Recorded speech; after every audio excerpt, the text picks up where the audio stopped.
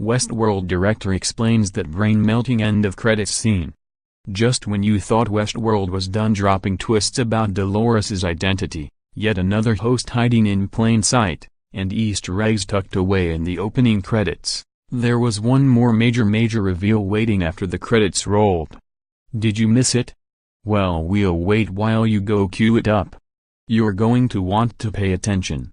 This latest revelation sends implication shockwaves through the whole series and, thankfully, both executive producer and episode director Fred Toye as well as series regular Shannon Woodward who plays Elsie illuminated the latest twists in lengthy interviews with Vanity Fair's companion podcast Still Watching, Westworld.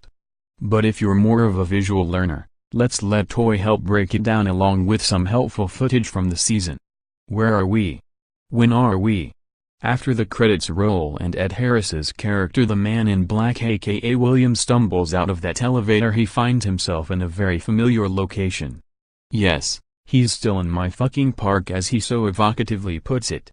In fact, as Toye confirmed on the podcast, William is in the once flooded forge only this time it's been completely drained of water. We return to the facility that we've seen and it's destroyed now, Toye explains. It's covered with sand and it looks like a lot of time has passed and all of that. That's all part of establishing the timeline. So we know where we are, and now Westworld would like you to think about when we are. Toye, Lisa Joy, and Jonah Nolan have all cited Stanley Kubrick as a major influence on the show, so it makes sense that this visual language would reflect Kubrick's vision for the end of his uncompleted film AI, where our robotic hero passes thousands of years on the bottom of the ocean. In fact, a dust-ravaged view of the future should be a familiar clue to any fan of sci-fi/fantasy storytelling. And before you get doubting Emily's lines to William that the system is long gone and that this is not some kind of simulation, let Toye make it absolutely clear, it's in reality. It's real. That's why there's no telltale letterboxing on the screen, which has been our visual cue for the simulated worlds of the CR4DL, The Forge, and The Valley Beyond all season. This is reality. William is in the Forge and he's in the future. But how far in the future? We're looking at a host, hybrid version of William and at least a host version of Emily.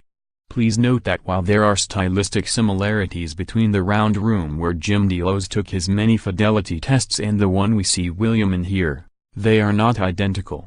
For example, the hourglass in Jim's room had white sand, the hourglass in William's has, you guessed it, black sand. We'll eventually get to why William is there and, evidently, on a loop. But the way William mumbles again and again when Emily says here we are again would imply he's been at this a very long time.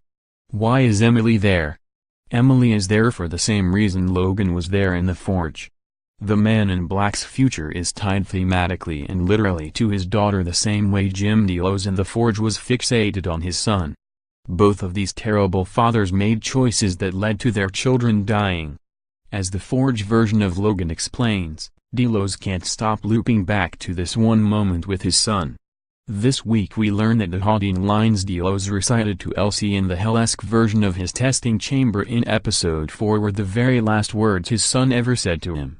These lines work, evocatively, out of context, but in context it's a reference to the story Logan tells of his father tossing him into a pool in order to teach him to swim. Remember when you taught me how to hold my breath underwater? Threw me in and wouldn't let me back out until I touched the bottom. Delos further deepens the metaphor when he told Bernard in episode 4, they said there were two fathers, one above, one below. There was only ever the devil, and when you looked up from the bottom it was just his reflection laughing back down at you.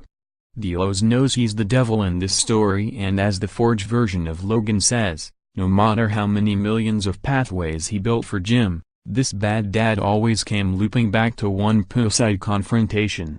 His own private hell. Toye confirms that just as that Logan moment is the linchpin for Delos, so is Emily's death in episode 9, and the fallout from it, the defining moment, the pivotal choice for the Man in Black. In the future, William has put his human consciousness into a host body and is running a repeating test on himself in order to figure out if there's some version of his journey through the park that doesn't end with him massacring Emily. Screw the maze and the door, Williams has created his own game, a hell where the only way to escape is to beat the internal wiring that drove him to kill his daughter. I'm sorry, what? Okay, let me rewind. Toy calls this future exercise that ends with Emily and the Dusty Forge a test where William is doomed to repeat the events we saw play out in the park over the course of the last 2 seasons. William has used his own technology to create a hell of his own making. A little loop. Yes, Williams made himself immortal in contradiction with the conclusion he had reached earlier in the season when ending the Delos project. So why change his mind? Well, clearly, Emily's death rattled William to his core. In the immediate aftermath, we heard him questioning his ability to make his